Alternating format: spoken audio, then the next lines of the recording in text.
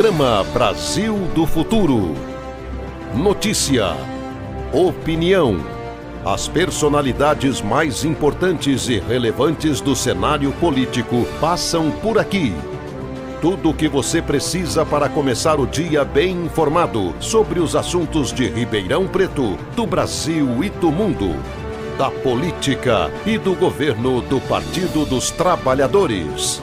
Apresentação: José Alfredo Carvalho, Nando Medeiros. Programa Brasil do Futuro.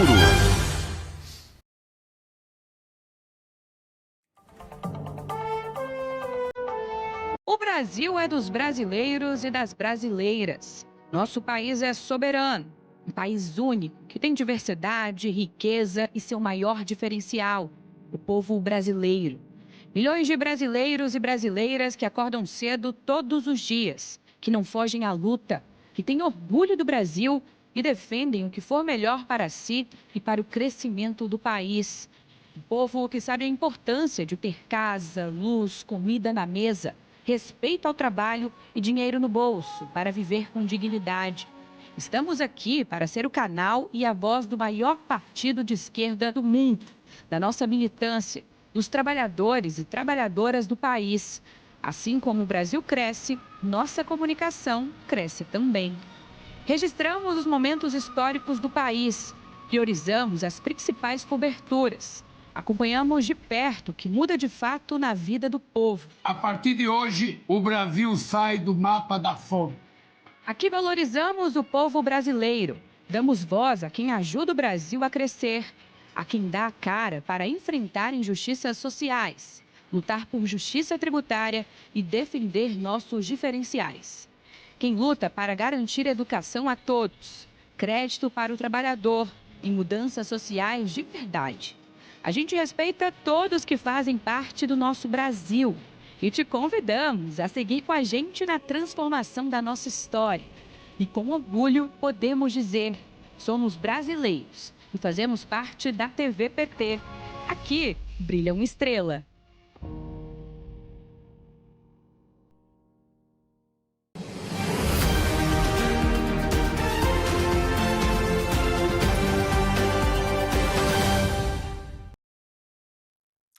Está começando mais uma edição do Jornal PT Brasil e você vai ver.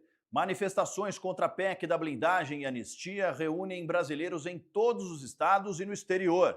O presidente do PT, Edinho Silva, destaca que indignação nas manifestações manda um recado ao Congresso por foco em pautas de interesse público. O presidente Lula afirma que manifestações mostram que o povo brasileiro não quer impunidade. E o ministro Fernando Haddad defende reforma tributária que inclui taxação dos super-ricos para o avanço da economia do país. Hoje é segunda-feira, 22 de setembro, e o Jornal PT Brasil já começou.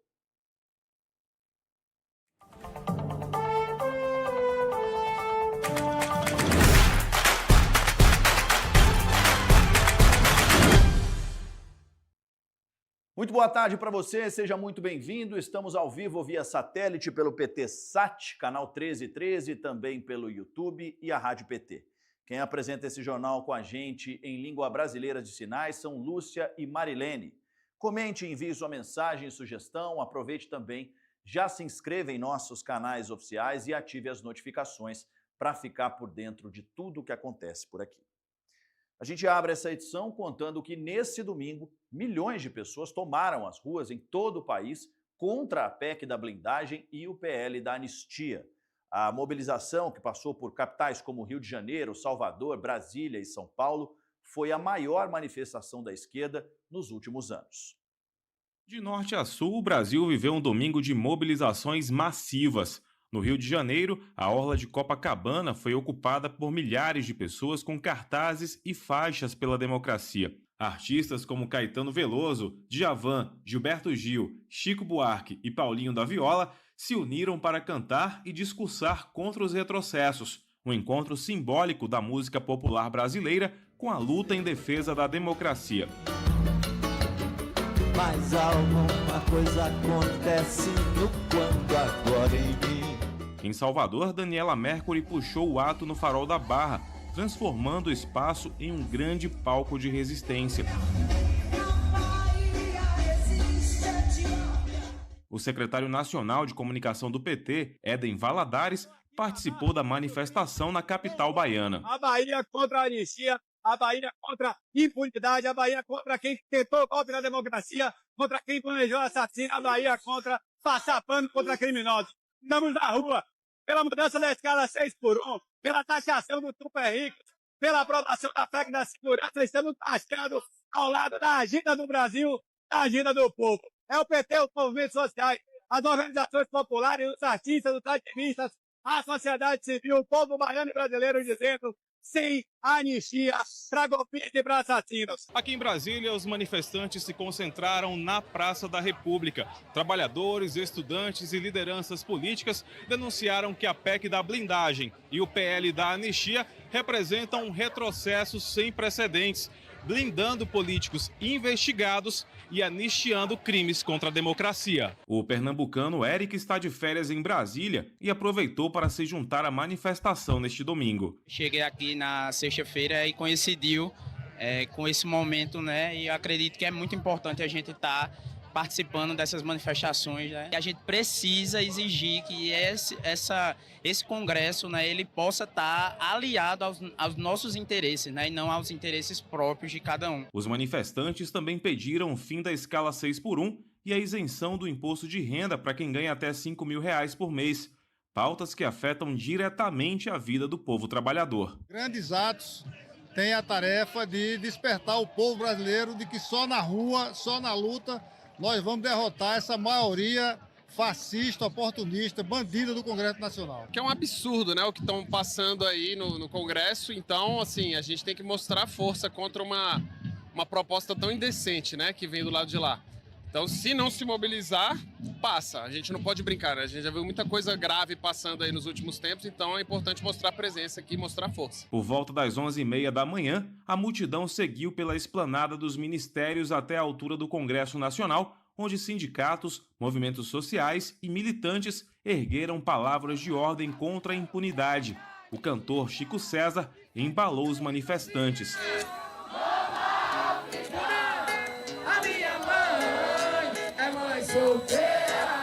Em seguida, o rapper Djonga se juntou ao público e puxou uma de suas músicas marcadas por fortes críticas sociais, dando mais forma à manifestação.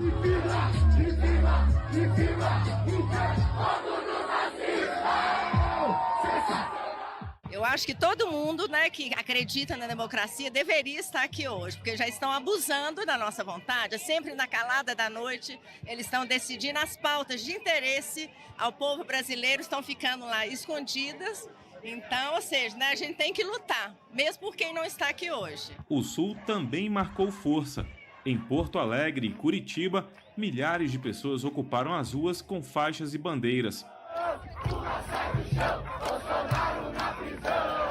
Em São Paulo, as manifestações começaram no fim da tarde. Em frente ao MASP, os participantes estenderam uma imensa bandeira do Brasil e levaram faixas contra a impunidade, cobrando também a prisão do ex-presidente Jair Bolsonaro. O presidente nacional do PT, Edinho Silva, discursou na Avenida Paulista, defendendo que o Brasil precisa acabar com os privilégios e avançar em pautas que garantam justiça social. Anistia para quem paga imposto e não deveria pagar imposto.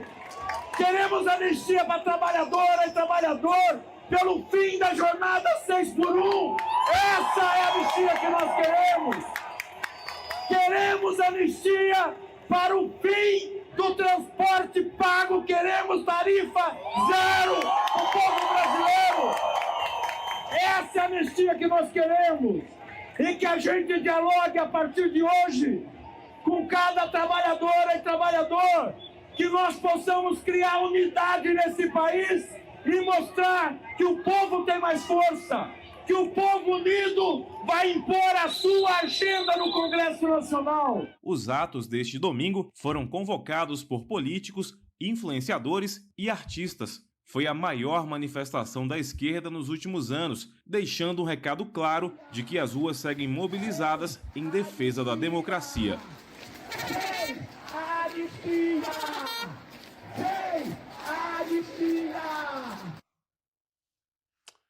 E o presidente Lula, que cumpre a agenda internacional nos Estados Unidos, se manifestou após acompanhar a mobilização pelo país.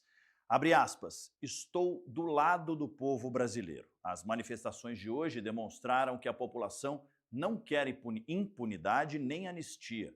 O Congresso Nacional deve se concentrar em medidas que tragam benefícios para o povo brasileiro. Fecha aspas. O líder do PT na Câmara, Lindbergh Farias, também se manifestou após a mobilização grande em cidades de todo o país. Olha, tudo que é sólido se desmancha no ar. Hoje, essas manifestações do Brasil, manifestações lindas, vibrantes, foram um terremoto na estrutura política do país. Você pode até dizer, claro, não foram as mobilizações pelas diretas, não foram as mobilizações pelo fora colo, mas foram mobilizações muito fortes, que primeiro desestruturaram a aliança do bolsonarismo com o Centrão. A rejeição do bolsonarismo já vinha subindo. Bolsonaro foi para a rejeição na Quest de 64%, cresceu mais de 10 pontos. A Michelle saiu de 49 para 61. Eduardo contra a escala de trabalho 6-1. Eu não sei. Isso vai ser uma disputa. Mas talvez o que esteja em xeque mesmo seja esse sistema político, esse semipresidencialismo que me parece abalado pelas manifestações do dia de hoje. E tem mais, Trump, ameaças, sanções, tarifas, bandeiras norte-americanas. Quem foi para as ruas hoje? O povo e essa classe média deixou claro que a nossa bandeira é a bandeira brasileira. Convocados por frentes populares e de grupos de esquerda, brasileiros e apoiadores se manifestaram também no exterior contra a PEC da blindagem e a proposta de anistia. Em Lisboa, manifestantes se reuniram na Praça Camões, no centro da capital portuguesa, exibindo cartazes com frases como anistia não e sem blindagem para corruptos. Brasileiros também se reuniram em Londres, na Inglaterra, e em pontos turísticos exibiram mensagens em inglês e português contra a blindagem e a anistia. Também houve manifestação em Berlim, capital da Alemanha, com participação da banda brasileira Baiana System. Na capital francesa, manifestantes promoveram atos dentro de eventos culturais e, além de protestar contra a anistia, ainda pediram a taxação dos super-ricos e a defesa da democracia. O presidente nacional do PT, Edinho Silva, afirmou em nota que as manifestações realizadas nesse domingo em todo o país marcam uma data histórica e deram visibilidade à indignação do povo brasileiro. Segundo ele, o Congresso Nacional precisa se debruçar sobre pautas que interessam diretamente a população, como a isenção do imposto de renda para trabalhadores, a redução da jornada de trabalho, medidas para enfrentar as filas da saúde, a universalização da educação integral e a tarifa zero no transporte público. Edinho advertiu que, caso o Congresso insista em priorizar anistia para golpistas e privilégios corporativos, novas mobilizações populares tendem a crescer em todo o Brasil. E olha só, a imprensa internacional também repercutiu as manifestações por todo o país. O britânico The Guardian destacou que grandes multidões lotaram praças e praias de algumas das maiores cidades do Brasil para expressar sua oposição às tentativas da direita de ajudar Bolsonaro a escapar da prisão por sua tentativa frustrada de tomada de poder, que incluía, inclusive, um plano para assassinar Lula, Alckmin e Alexandre de Moraes. A americana ABC News destacou o papel de músicos brasileiros. As lendas da música Caetano Veloso, Chico Buarque e Gilberto Gil, que desafiaram a censura durante a ditadura militar na década de 60 e que se reuniram para protestar. A emissora ainda destacou as declarações de Trump contra o julgamento e destacou os brasileiros protestando contra o projeto de anistia. A Al Jazeera, do Catar, citou que os protestos aconteceram nos 26 estados e no Distrito Federal, depois que a Câmara aprovou um projeto dificultando a responsabilização de parlamentares e acelerou a tramitação de uma anistia aos golpistas. Bom, além desses, outros veículos também de imprensa também repercutiram as manifestações. A Reuters afirmou que, abre aspas, foi a mais forte manifestação da esquerda no país em anos e lembrou que a condenação de Bolsonaro e seus aliados marcou a primeira vez em que o Brasil puniu oficiais militares por tentar derrubar a democracia em uma história manchada por golpes violentos, fecha aspas. A emissora britânica BBC destacou que os manifestantes se voltaram contra a aprovação pela Câmara de uma proposta que tornaria mais difícil iniciar processos criminais contra legisladores.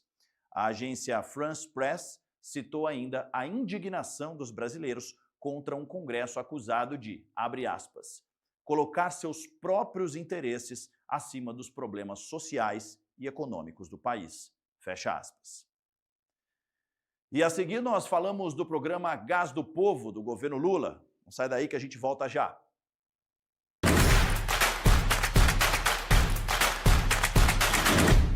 Em 2024, a Rádio PT conquistou um crescimento impressionante, conectando mais e mais pessoas com informação e música de qualidade. De agosto a outubro, a audiência disparou, passando de 21 mil ouvintes para mais de 118 mil. A Rádio PT também faz a gestão do podcast do Lula, com mais de 720 episódios produzidos. A Rádio PT está presente em todas as plataformas. Em 2025, vamos mais longe. E você faz parte dessa jornada.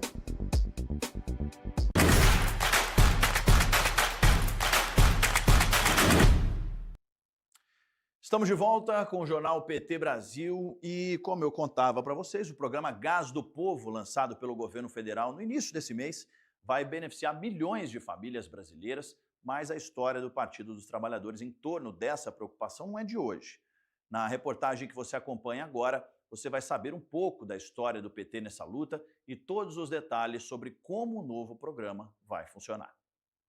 Lançado no início do mês, o programa Gás do Povo tem como objetivo garantir o botijão de gás gratuito para 15 milhões e meio de famílias, com benefício para cerca de 50 milhões de pessoas em todo o Brasil.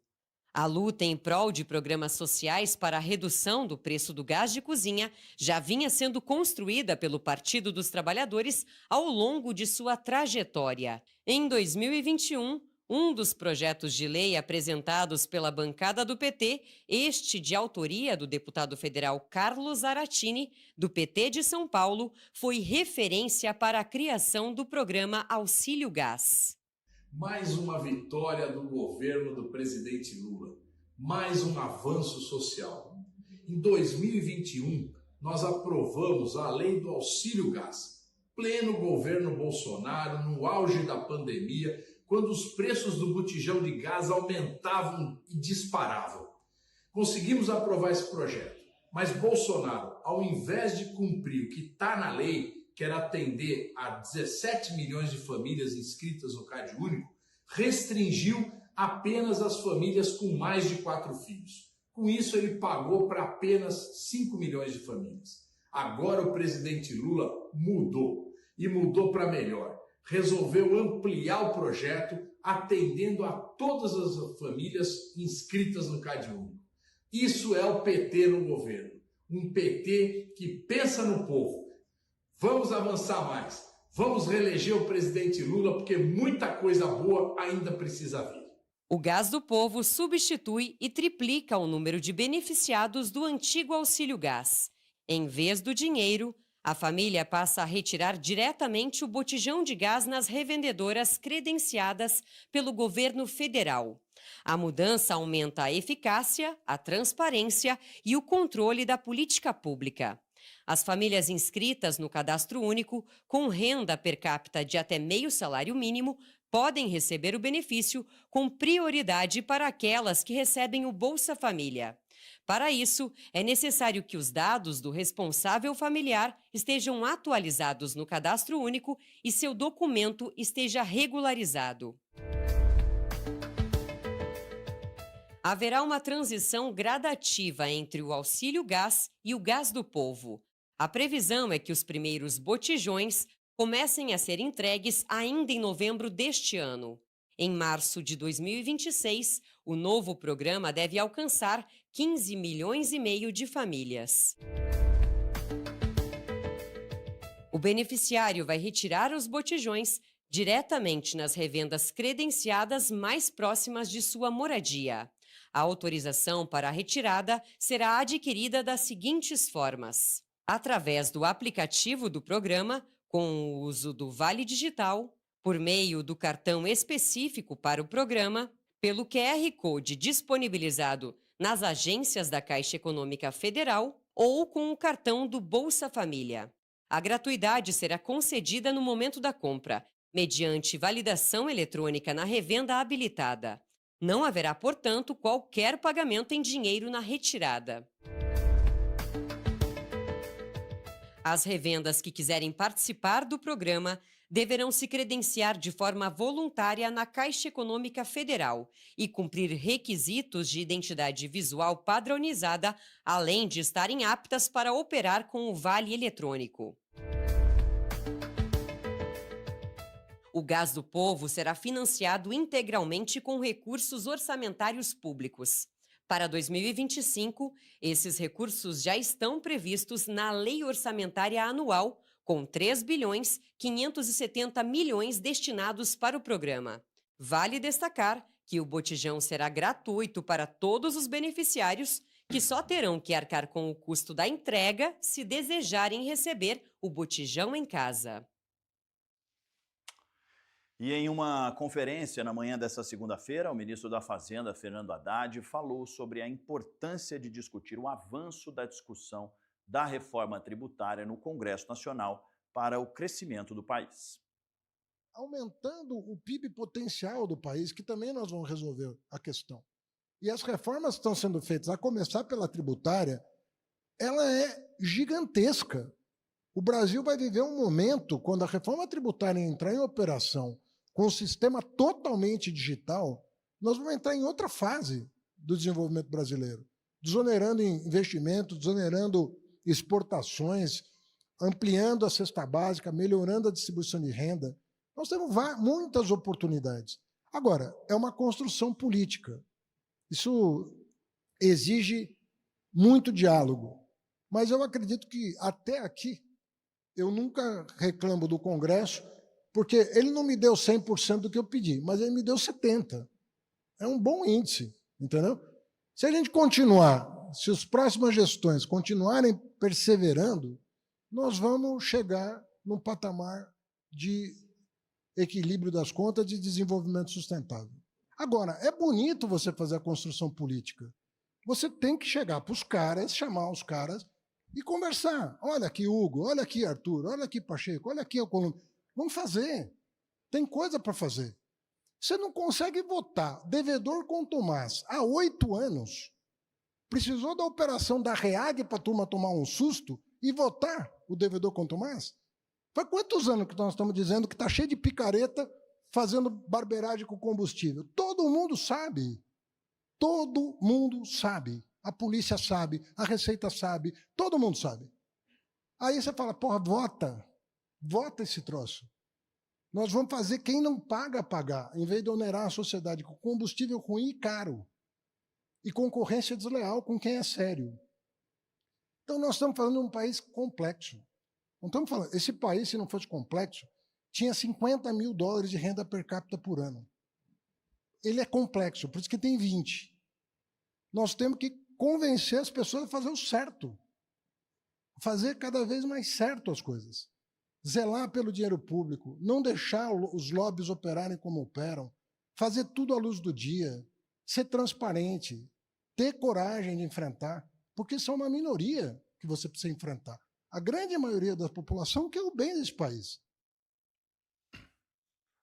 O deputado Zeca Dirceu, do PT do Paraná, criticou o senador Sérgio Moro por omissão nas fraudes do INSS, enquanto era ministro do governo Bolsonaro. Zeca rebateu as agressões e ataques de Moro nas redes sociais.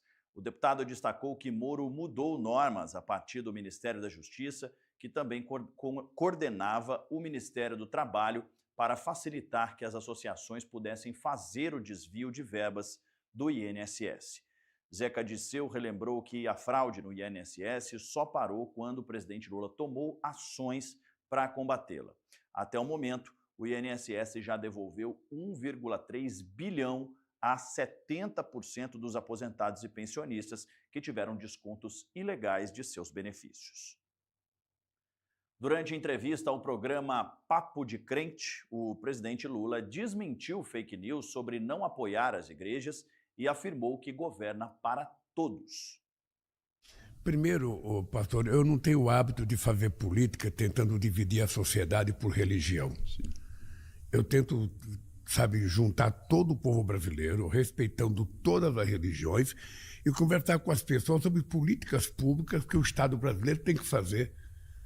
Não importa que religião que a pessoa participe, não importa que clube que ele torça, não importa a cor dele, o que importa é o seguinte: ele é gente, é um ser humano e é brasileiro e brasileira, e eu tenho que cuidar deles. Essa é a minha lógica. Por isso que eu sempre disse que eu não gosto de ir numa igreja, em época de campanha. Sinceramente, eu não gosto nem da católica, nem da evangélica, e nenhuma igreja. Porque eu não acho que a gente deva utilizar o nome de Deus em vão. Eu não acho que a gente deve utilizar a religião eleitoralmente. A religião é o espaço, momento de você professar a sua fé, de você colocar para fora aquilo que você pensa do ponto de vista espiritual, de você conversar com Deus, de você dizer aquilo que é a verdade que está dentro de você. Então eu não tento fazer disso política, não tento. Se alguém achar que eu vou ganhar uma eleição porque eu vou numa igreja fazer discurso, esqueça de mim, que eu não vou fazer. Eu faço por religioso aonde ele estiver, mas não me faço utilizar uma igreja como palanque, que eu não vou utilizar. A segunda coisa é o seguinte: a quantidade de mentiras que contaram contra mim, você me dá a oportunidade de responder alguma coisa.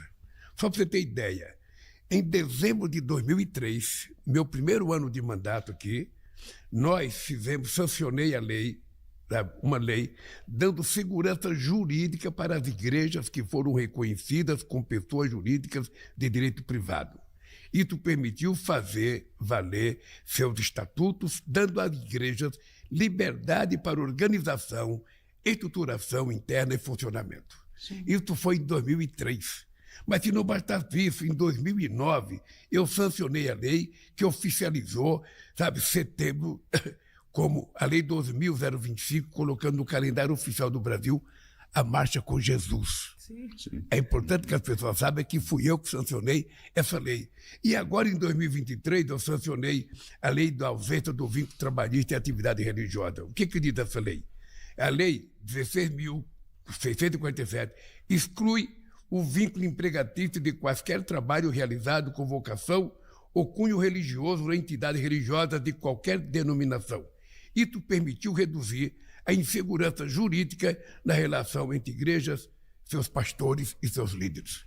Então, quem quiser falar da relação do Lula com as igrejas, fale a verdade, fale das coisas que eu fiz, porque jamais eu impediria uma religião de fazer aquilo que ela acredita que deva ser feito.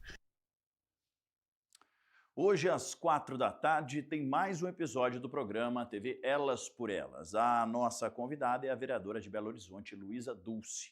Ela vai ministrar uma aula sobre bem viver e feminismo. Não perca a reflexão sobre um novo projeto de sociedade baseado na justiça socioambiental e na força das mulheres. É hoje, às 16h, aqui na TV PT. E no próximo bloco, nós falamos sobre uma obra que vai trazer uma transformação histórica na travessia do Rio Xingu. Não sai daí que a gente volta rapidinho.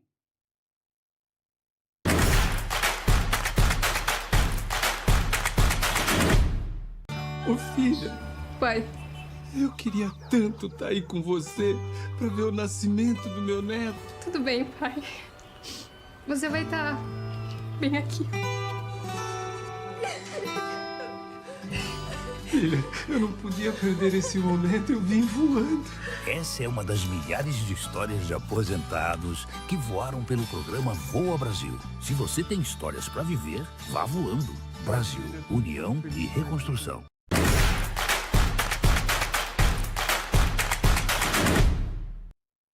Estamos de volta com o Jornal PT Brasil e a travessia do Rio Xingu, no Pará, está prestes a passar por uma transformação histórica. O DENIT avança na construção da ponte que vai ligar os municípios de Anapu e Vitória do Xingu, obra aguardada há décadas pela população e que deve ser concluída até o ano que vem. A travessia do rio Xingu, no Pará, sempre foi um desafio para a população da região. O transporte até hoje depende das balsas, que demoram, têm custo elevado e oferecem riscos em período de cheia. Mas essa realidade está prestes a mudar. O Departamento Nacional de Infraestrutura de Transportes, o DENIT, já concluiu 40% das obras da ponte sobre o rio, no quilômetro 571 da BR-230, a Transamazônica. 4 etapas de concretagem dos blocos de sustentação já foram concluídas. Com cerca de 700 metros de extensão, a ponte terá um vão central de 424 metros no modelo estaiado, para garantir a navegabilidade do rio. O investimento, que ultrapassa 350 milhões de reais e faz parte do novo PAC, vai ligar os municípios de Anapu e Vitória do Xingu, além de beneficiar diretamente cerca de 80 mil pessoas que vivem, trabalham e circulam pela região. A expectativa é de que a obra traga impactos positivos não só para a mobilidade da população, mas também para a economia local.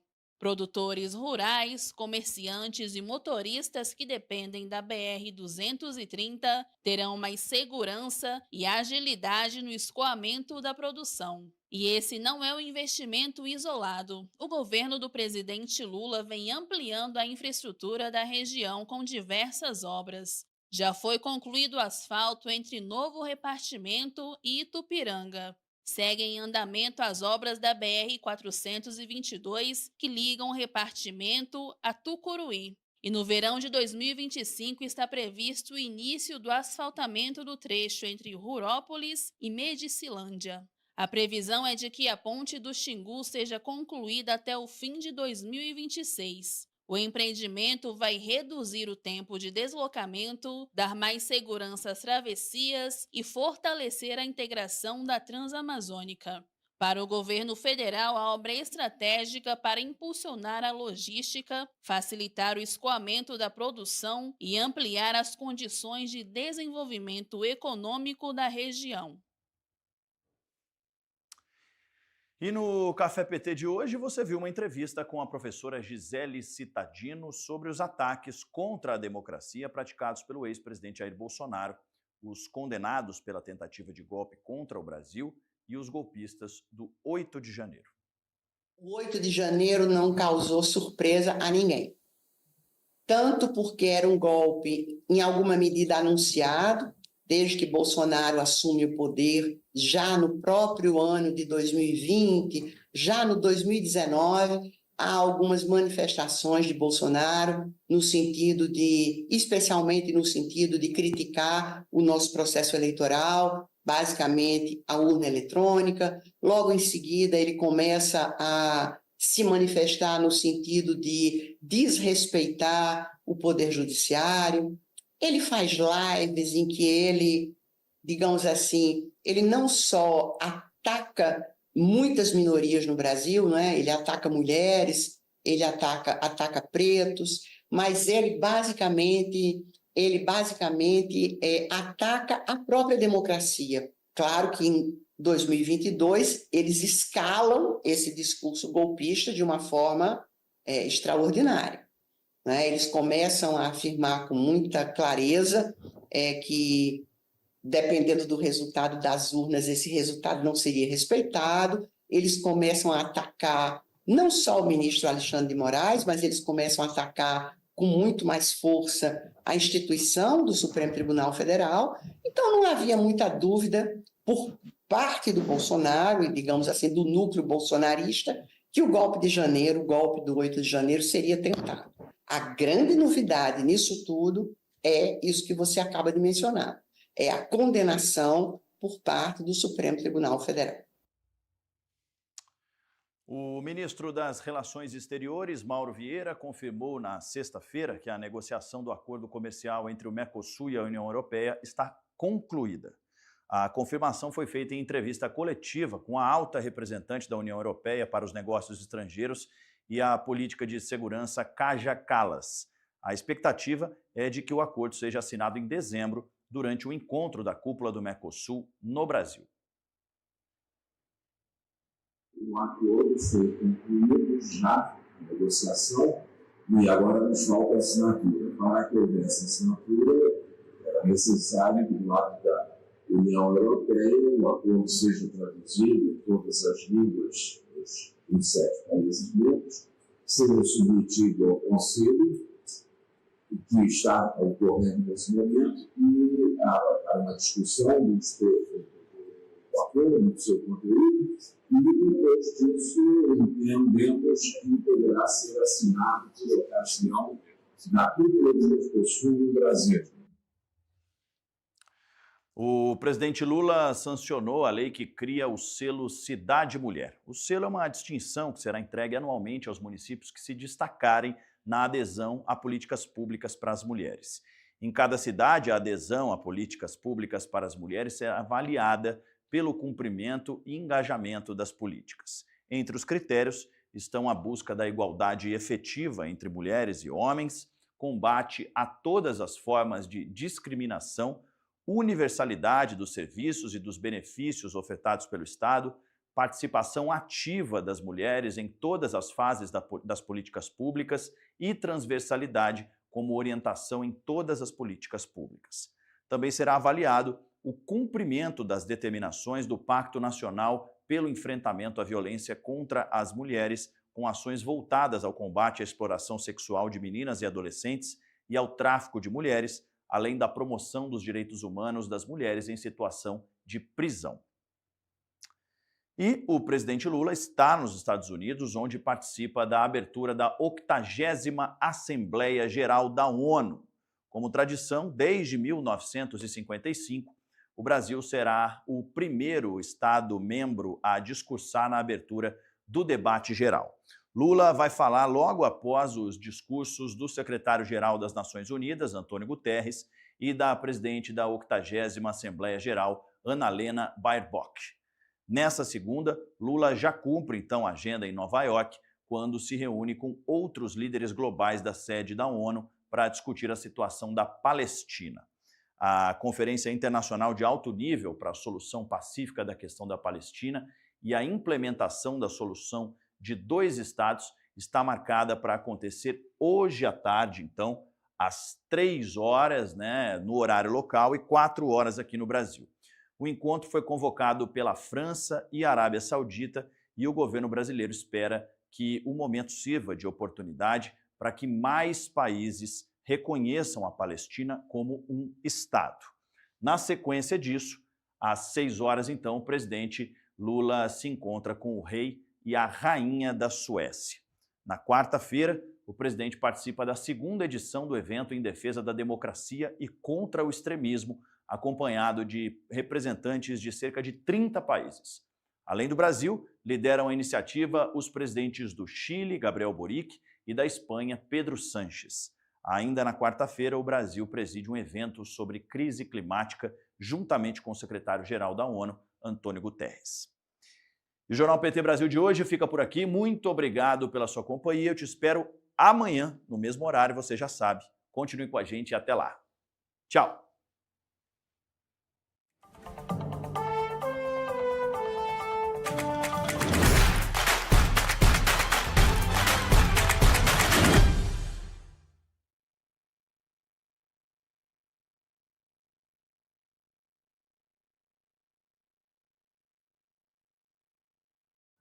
A paz do Senhor, meu irmão, a paz do Senhor, minha irmã. É muito bom ter você conosco.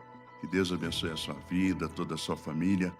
O texto lá em Romanos, capítulo 13, versículo 1 diz: toda autoridade vem de Deus e aqueles que ocupam cargos de autoridade foram ali colocados por Ele. Irmãos e irmãs, hoje o nosso Papo de Crente é muito especial. Um programa histórico, gravado diretamente do Palácio da Alvorada, que é a residência oficial do presidente Luiz Inácio Lula da Silva e da primeira-dama Janja Lula da Silva, a nossa querida Janja. E são eles que nos recebem hoje para uma conversa sobre o Brasil, sobre o que o governo está fazendo, sobre políticas que afetam a nossa vida e a vida de todas as nossas famílias, evangélicas ou não, a quem nós agradecemos muito a delicadeza de vocês por nos receberem aqui. E nós sempre começamos com uma oração. Esse é um programa que, pela primeira vez, está no governo Lula III, que o presidente e a sua esposa conversam com o povo evangélico. Então, nós vamos orar. Se vocês quiserem nos acompanhar nessa oração, nós agradecemos muito. Vamos orar. Pai querido, nós te louvamos, nós te exaltamos pela vida. Obrigado pelo dom da vida. Senhor, muito obrigado pela existência do Papo de Crente, Senhor. Nós te agradecemos muito por esse dia, por esse privilégio, por essa honra. Muito obrigado, Deus querido, pela vida do nosso querido presidente Lula, pela vida da nossa querida Janja. Nós queremos, ó Deus, pedir as tuas bênçãos, ó Deus, sobre este casal. Obrigado, Deus querido, por tudo que o presidente tem feito por este país e que a nossa conversa aqui, ó Deus, seja esclarecedora e que o povo, nossos ouvintes, possam receber informações importantes, ó Deus, a partir dessa conversa. Amém. Pai, tome conta desse país, nós agradecemos por tudo que tem acontecido, te louvamos, ó Deus, porque a justiça tem corrido como um ribeiro perene em nossa nação. E nós te louvamos, ó Deus, porque sabemos que o Senhor escolheu o presidente Lula para estar, ó Deus querido, neste lugar. E dê cada dia mais sabedoria a ele, ó Deus, e toda a sua equipe, para que, ó Deus, esse país continue sendo um país onde a democracia seja uma realidade. Amém. Nós oramos agradecidos e o fazemos em nome de Jesus. Amém e amém. Amém. Amém. Primeiro, nós queremos agradecer a você por esse tempo de escuta que você tem feito com as mulheres evangélicas, né, de várias partes do Brasil. E ouvindo essas mulheres, né, seus problemas, os problemas delas na igreja, as necessidades. E eu tenho uma pergunta para te fazer. O que é que te motivou a iniciar essa jornada de escuta com mulheres evangélicas? Bom dia, Eulália. Obrigada por esse momento especial, estar aqui com meu marido para a gente conversar um pouco. Pastor Davi, obrigada por esse momento. Eulália, eu acho que foi conversando com algumas pessoas mais próximas que eu senti a necessidade da gente entender como que as políticas públicas do governo do presidente Lula têm afetado, têm atingido, têm chegado às mulheres, principalmente das periferias, as mulheres negras. E aí a gente não está falando de religião, a gente está falando do impacto dessas políticas na vida das mulheres. Eu conheci a Nilza, que está aqui nos acompanhando nesse momento, que é uma pessoa incrível, e a gente conversou um pouco, e aí eu me propus a dialogar, a caminhar pelo Brasil ao lado dela, da Fernanda, da Carol, você, do pastor Davi, para a gente conversar um pouco com as mulheres. E tem sido momentos muito importantes, porque a gente tem feito uma escuta realmente, mais do que eu ir falar, a gente tem feito uma escuta com essas mulheres, e tem sido muito importante, tem sido... vocês, né, os evangélicos usam muito a palavra revelação. Para mim tem sido realmente um momento de revelação, de me sentir confortável nesses ambientes e muito bem acolhida. Tem sido muito bom para mim. Eu acho que tem sido bom a gente conseguir conversar e fazer algumas conexões que talvez não tivessem bem firmes. Nos seus governos anteriores, o senhor se aproximou dos evangélicos e a gente percebe hoje nesse governo, a aproximação da primeira-dama, nessas conversas que ela tem, ouvindo testemunhos de fé por todo o país.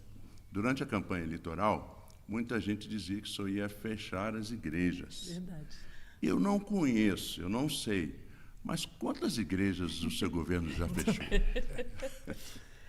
Pastor Davi, eu acho que essa pergunta é muito importante, porque ela vai me permitir restabelecer algumas verdades nesse país.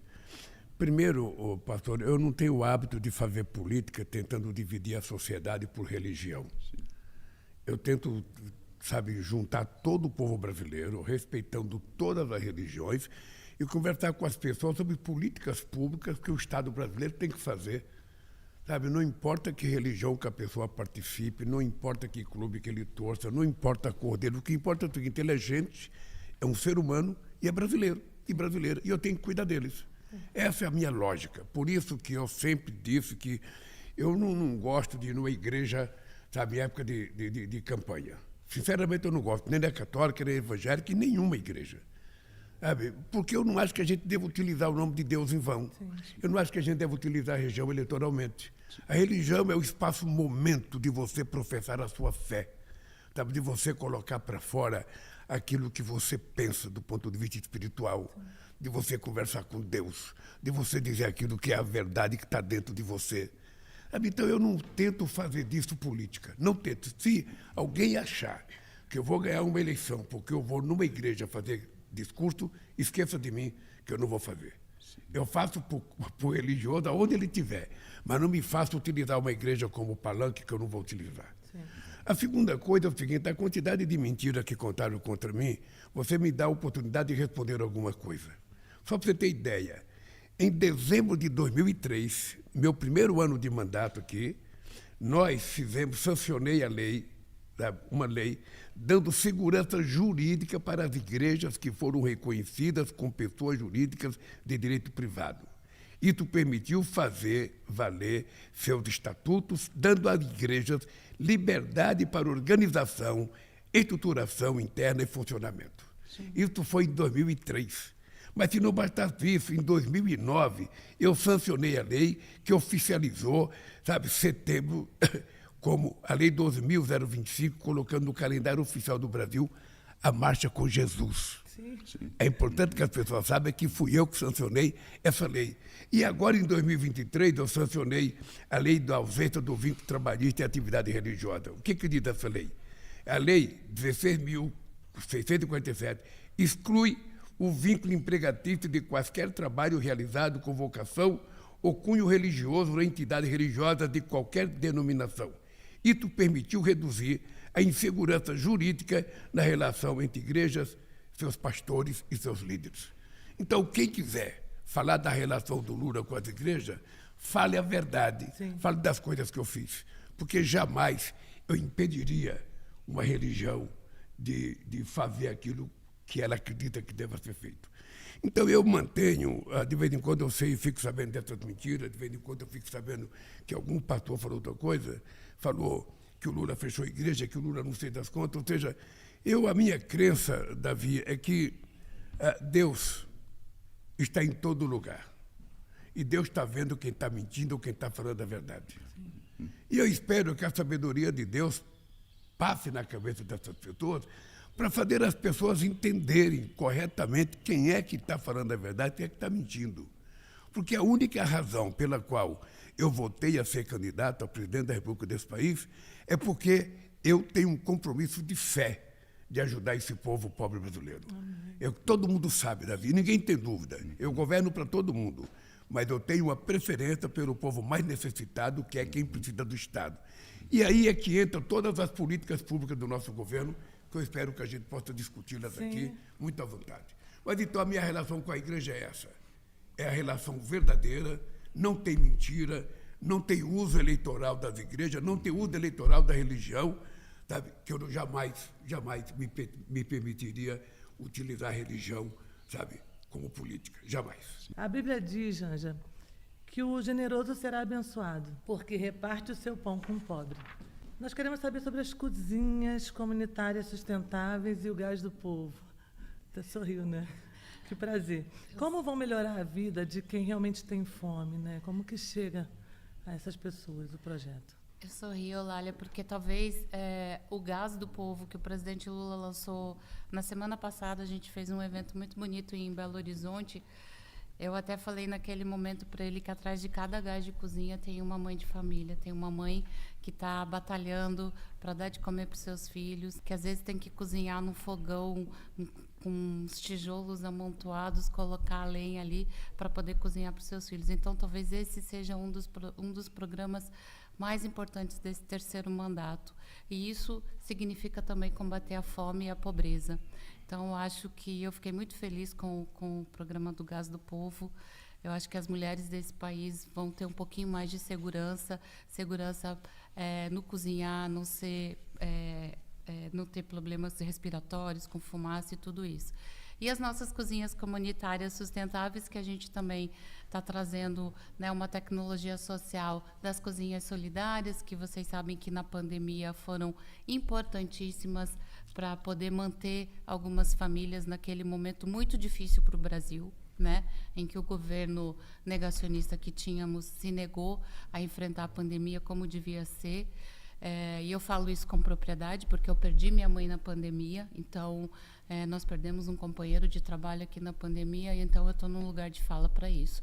Então, as cozinhas, a gente trouxe essa tecnologia da cozinha solidária, ampliando um pouquinho para a questão do cuidado, do tempo da mulher, que as cozinhas comunitárias vão ser esse espaço em que a comunidade, as mulheres da comunidade se apropriem daquele espaço para que elas possam também ter tempo para fazer outras coisas, estudar, cuidar um pouco de si, enfim. E a gente agregou a isso a questão da sustentabilidade com os biodigestores na produção do gás. A gente sabe que muitas cozinhas comunitárias e solidárias, elas têm uma dificuldade também por conta do gás. Então, a gente traz a questão do meio ambiente para dentro da cozinha, né, com a produção do gás, através dos resíduos orgânicos que a própria comunidade produz e o quintal e as hortas que essas cozinhas vão ter. Eu estou muito feliz com esse projeto piloto, que é um projeto que a gente espera que se transforme numa política pública e que esteja lá na Aliança Global contra a Fome e a Pobreza, que o meu marido lançou no G20, que eu tenho muito orgulho. Eu acho, viu, Lélia, eu acho que, me intrometendo um pouco na resposta da Janja e na tua pergunta, é o seguinte: quando nós criamos o Gás do Povo, é porque o gás, o botijão de 13 quilos, que é o gás que as pessoas utilizam em qualquer lugar desse país, ele sai da Petrobras a R$ 37,00. E ele chega em alguns estados a R$ 150,00, a R$ 140,00. Isso é quase 10% do salário mínimo. Então, não é possível que as pessoas pobres tenham que gastar 10% do seu salário para comprar gás.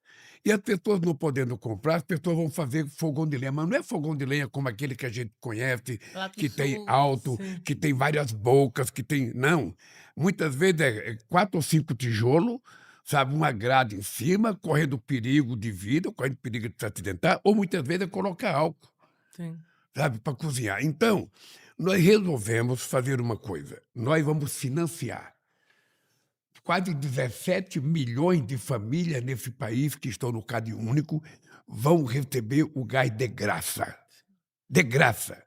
E o Estado vai assumir a responsabilidade de custear esse gás para que as pessoas possam ter dignidade, sabe, para comprar comida e para cozinhar comida. Então é isso.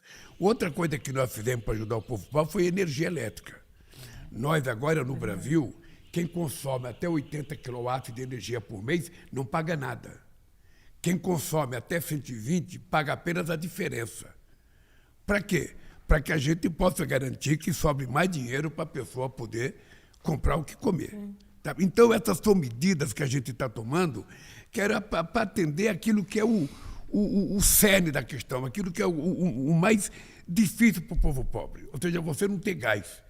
Eu morava num lugar, na Vila Carioca, em São Paulo, eu andava quase 6 quilômetros para ir buscar um botijão de gás na cabeça, quando a minha mãe não tinha 5 cruzeiros para comprar o gás. Então eu sei como é que o povo da periferia sofre.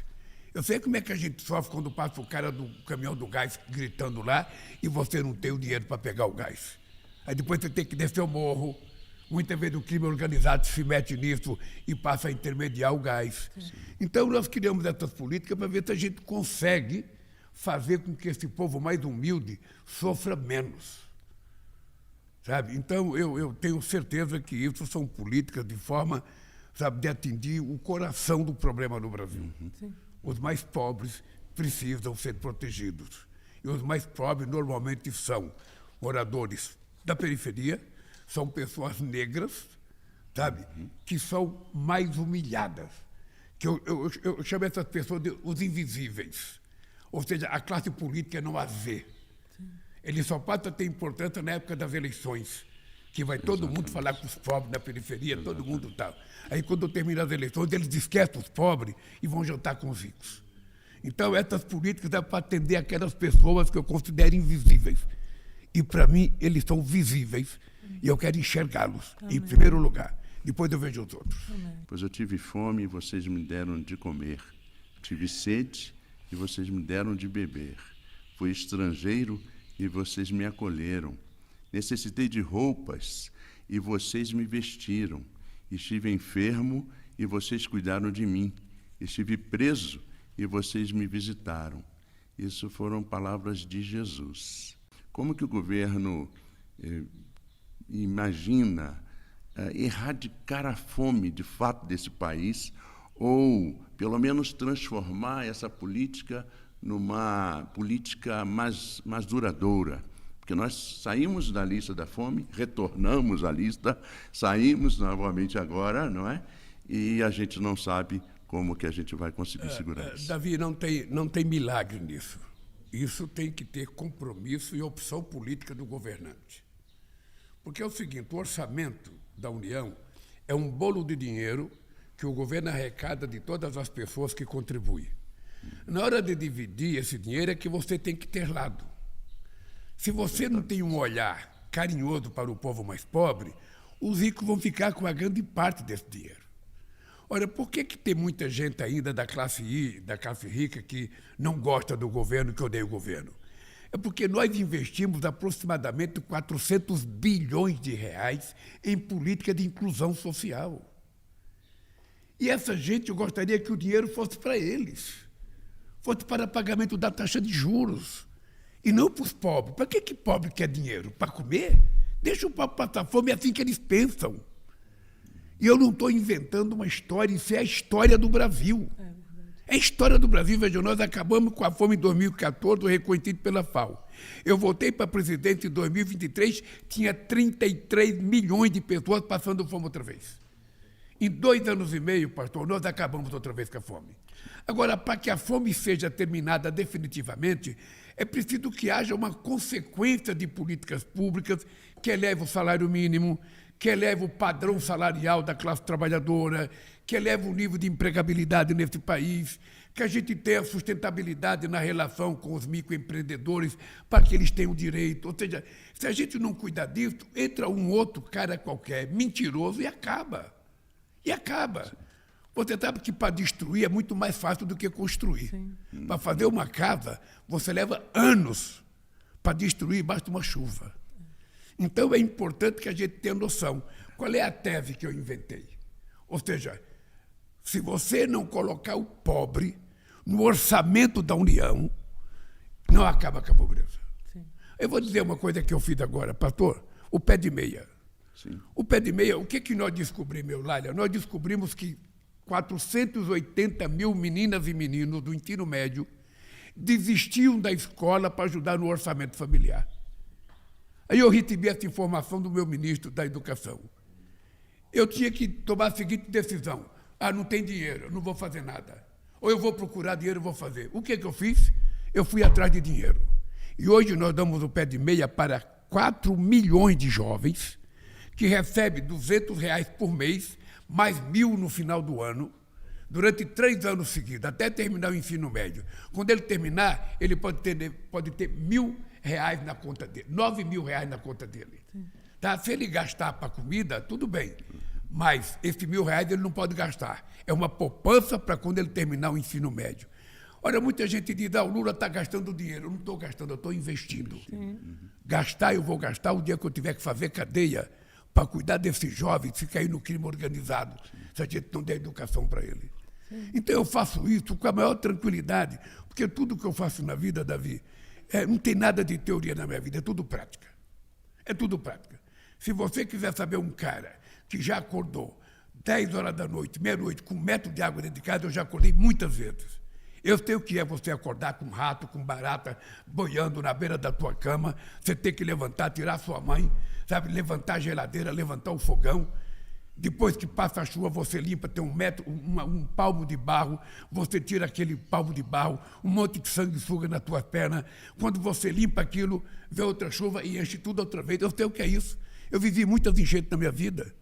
Então, tudo que eu faço é sabendo da minha experiência de vida. Eu só quis ser presidente da República porque eu quero provar que um trabalhador metalúrgico, sem diploma universitário, tem mais competência para cuidar do povo do que os ricos. E a palavra que eu uso é cuidar, não é governar, é cuidar. É cuidar das pessoas que mais precisam, é para isso que o Estado necessita. É por isso que nós estamos fazendo uma verdadeira revolução na educação, o significado do ProUni, o significado do FIES, o significado do REUNE, a política de cotas. Tudo isso não aconteceria, Eulália, se não tivesse um governo comprometido com esse povo. Se não tiver, hoje eu tenho orgulho, Davi. Você vai na USP, a USP é uma universidade de branco, gente, de branco. Você vai na USP, hoje 50% são meninos e meninas negras, muitos da periferia.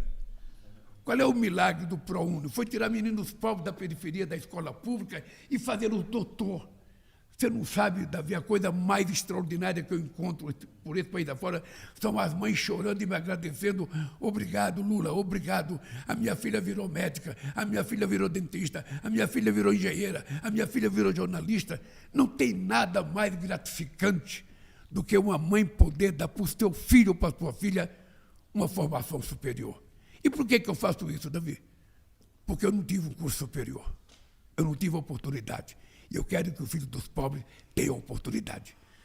Sabe? Porque a gente já sabe no Brasil, o rico vai fazer pós-graduação em Sorbonne, vai fazer, sabe, em Nova York, vai fazer em Paris. O pobre, sabe, não tinha faculdade. Agora tem.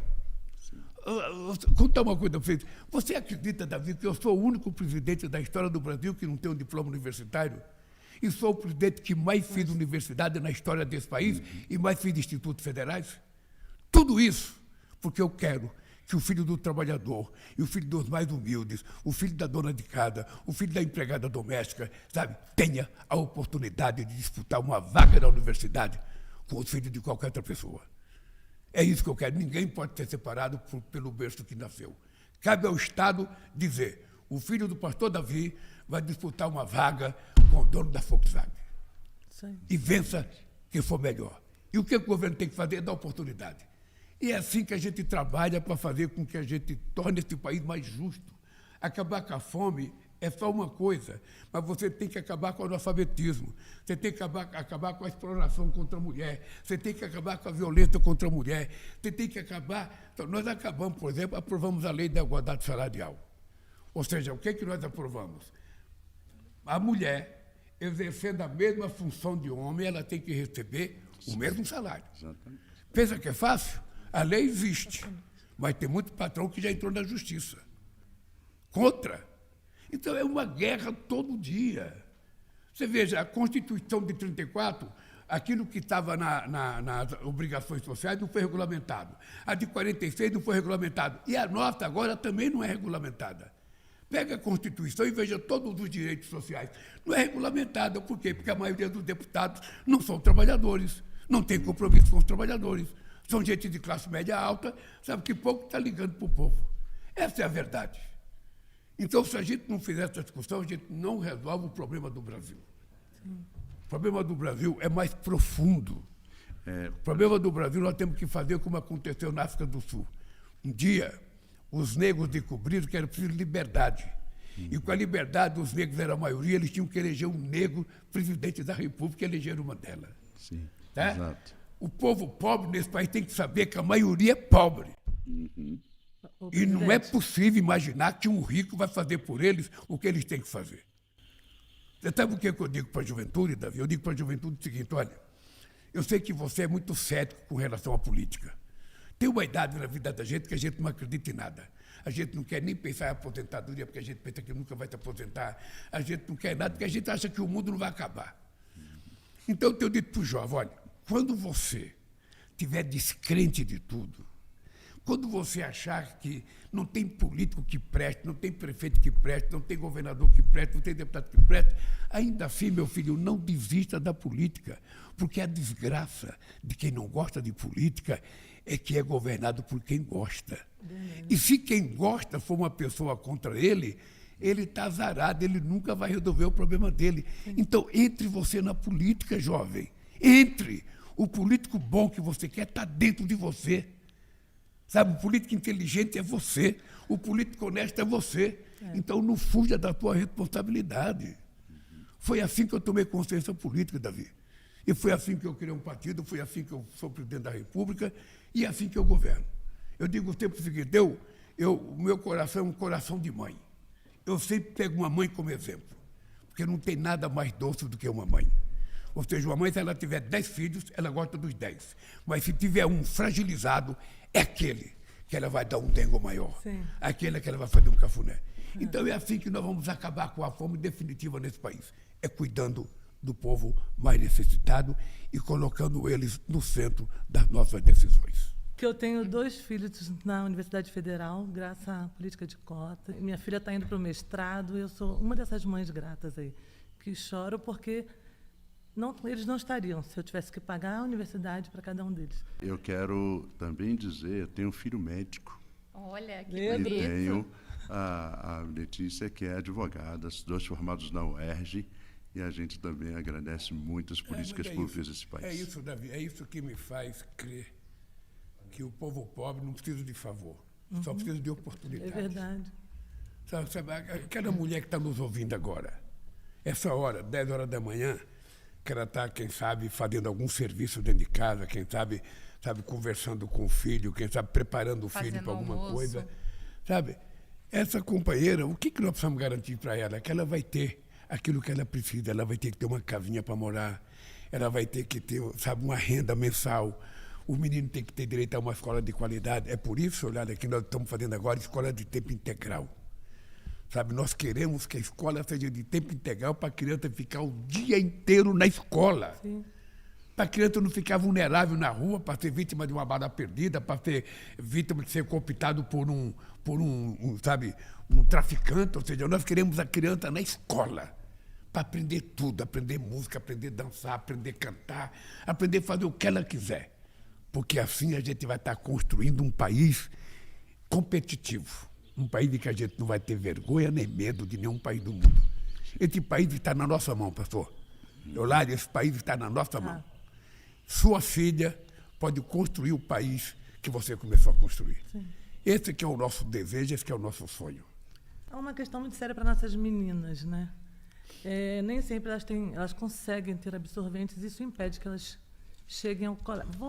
Frequentem a escola, né? Como podemos apoiar? Essa é a minha pergunta. Como a igreja pode apoiar esse projeto, né, o projeto de dignidade menstrual? E se a igreja pode ser um ponto de distribuição? Pode ser, Eulália. Eu tenho conversado bastante, o pessoal, viu, meu amor? O pessoal fala que muito por aí que eu me meto muito nas coisas, mas é porque a minha vida profissional foi isso. Eu cresci, eu aprendi, né, na minha vida profissional a fazer articulação de programas e políticas públicas, lá na Itaipu, em outras empresas que eu trabalhei. E eu converso muito com os ministros. E esse programa da dignidade menstrual, nessas caminhadas minhas pelo Brasil, é um programa que tem um pouco de dificuldade ainda de chegar lá na ponta. E a gente precisa desburocratizar um pouco ele para que realmente as meninas, principalmente as meninas, não deixem de frequentar a escola por conta do período em que elas estão menstruadas e que não têm condição de comprar absorvente. Então, eu tenho conversado com o ministro Padilha, o presidente sabe dessa minha angústia, né? Às vezes as coisas não são tão simples quanto a gente acha que elas podem, né, acontecer no estalar de dedos. Às vezes demora um pouco, tem realmente algumas coisas que são um pouco mais complicadas. A igreja pode ser um ponto de apoio de muitas coisas, porque as igrejas estão dentro da comunidade e sabem das angústias, né? Um ponto de apoio para levar para a política pública chegar mais perto.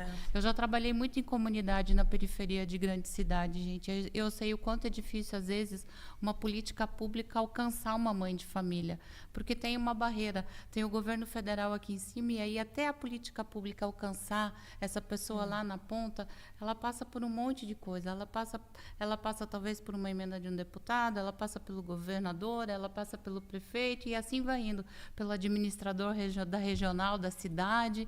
Então, eu acho que a gente precisa encontrar mecanismos alternativos em que a gente possa fazer essas políticas públicas chegarem mais perto das pessoas, elas terem mais acesso a essas políticas públicas. A burocracia, o meu marido colocou no dicionário da Academia Francesa a palavra multilateralismo. E eu acho que a gente devia tirar do nosso dicionário a palavra burocracia, que às vezes é difícil. Uma coisa, Violálio, uma coisa que a Janja me chama a atenção, e só poderia ser ela de me chamar a atenção, porque eu fico com ela de noite, ou seja, é das coisas que a gente decide e muitas vezes não acontece. Sabe? Então, esse negócio da dignidade menstrual é uma coisa simples. Você aprovou a lei garante que as meninas possam ter acesso gratuitamente. Acontece que como é que você vai distribuir? Na escola? Pode ser, então o MEC tem que se preparar para poder criar condições. Você vai distribuir na farmácia popular, o governo tem que se preparar. Você vai distribuir no correio. Eu estou dizendo isso porque eu tive essa discussão essa semana com o ministro da Saúde e com o ministro Camilo. Da Educação. Sabe, nós fomos inaugurar aquele dia E, que é o dia do mutirão de saúde, e eu chamei eles a atenção. Eu falei, como é que é possível ainda ter menina que não vai na escola porque não consegue ter acesso? Nós aprovamos a lei. Bem, então o que nós estamos decidindo? Possivelmente, se a gente não conseguir levar para cada escola, porque a Secretaria da Escola trabalha de sábado e domingo, as meninas podem pegar. E você tem que fazer um sistema de entrega que não humilhe as meninas, ou seja, que elas não estejam humilhadas para ir pegar. Sabe? Então, o que eu acho? Muitas vezes, o mais barato é dar o dinheiro para ela comprar onde ela quiser. Então, nós estamos discutindo para saber se a gente não pode transformar essa questão, sabe, em dar o dinheiro para a menina, ela compra onde ela quiser, vai na farmácia que ela quiser, vai na farmácia popular. O que você não pode é ter a política, sabe, ter pacotes e pacotes e não conseguir entregar, porque não tem como entregar. Então, essa é uma coisa que nós estamos discutindo. Eu até brinquei com o Padilha e com o Camilo. Eu estou dando uma semana para vocês me decidirem o que a gente vai anunciar para resolver esse problema definitivamente. Porque, senão, as pessoas passam a desacreditar em você. Você anuncia uma política e depois ela não chega na ponta. Então, ela tem que chegar. Tratarei da saúde e da cura do meu povo. Ai de nós sem o SUS. Ainda mais no período da pandemia, né? Seria terrível para nós. Mas há um problema sério no SUS, que é a fila do SUS. É realmente muito complicada. A minha irmã está há 4 anos para fazer uma cirurgia. Como o governo está tentando resolver essa questão? Eu vou te explicar como nós estamos tentando resolver. A primeira coisa que eu queria que o povo que está nos assistindo agora prestasse a seguinte atenção. Tá? Quando a Dilma foi impeachada em 2016, nós tínhamos 18 mil médicos trabalhando no Mais Médicos. Presta atenção, em 2016, nós tínhamos 18 mil médicos trabalhando no Mais Médicos. Quando eu votei em 2003, nós tínhamos apenas, 2023, nós tínhamos apenas 12 mil médicos. Ou seja, nós tínhamos 6 mil médicos a menos do que a gente tinha em 2016. Sabe quanto nós temos hoje já? 27 mil médicos. Meninas e meninos negros formados em medicina. Bem, o que nós estamos fazendo? Eu sempre sonhei com uma coisa chamada a segunda consulta. O que é a segunda consulta? A tua irmã vai no médico. Aí chega no médico, o médico faz a primeira consulta, vai numa UPA no Rio de Janeiro, ou vai na UBS no Rio de Janeiro. Aí faz a primeira consulta e o médico fala assim, olha, você tem um problema de cardiologia, você precisa procurar um cardiologista. Aí dá um papelzinho para ela, ela sai e vai no balcão. Aí a moça vai lá no computador, está lá, olha, cardiologista só daqui a 1 ano. Né? Aí, se ela aguentar, ela volta lá, depois de 1 ano ela vai no cardiologista. Aí ele fala o seguinte, olha, você tem que fazer uma ressonância magnética. Aí a mocinha vai no computador, a ressonância vai só daqui 10 meses. Então, o que nós fizemos? Nós criamos um programa chamado Agora Tem Especialistas. O que é esse programa?